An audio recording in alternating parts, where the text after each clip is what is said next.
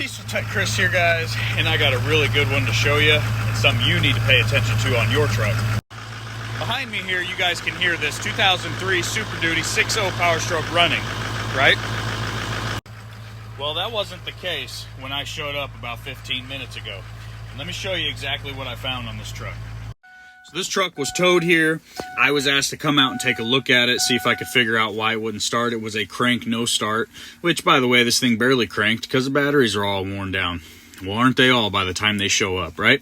So first thing I like to do, besides verifying the concern, I'll usually pull up my PIDs, and my PIDs always look like I'm looking at ICP, I'm looking at IPR, I'm looking at all my FICM voltages and my sinks. And the first thing I noticed originally was 0, 0, 0. Pulled the relay, checked it, looked good, everything there was covered. But let me tell you what I noticed. Everything on this truck is covered in a thick layer of soot. This thing has a major exhaust leak, okay? So that led me to start looking around, seeing if we had any burnt wires. Well, so right now I have a test FICM plugged in. This is the original FICM that came out of the vehicle. And to me, it looks like they burnt this up. The logic board, everything in here is just toast. So this is what was on the engine. And this thing is just trashed.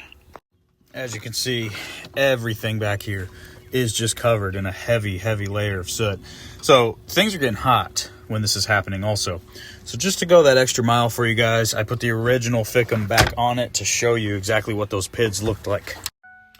And as you can see, this is what I had, which is what led me to start checking around the FICM area, which is what led me to see that all burn up. So that thing is toast. So take a look at that on your guys' vehicles. If you have any exhaust leaks, you might think they're not a big deal to take care of, but that's one of the reasons why you want to get those taken care of ASAP.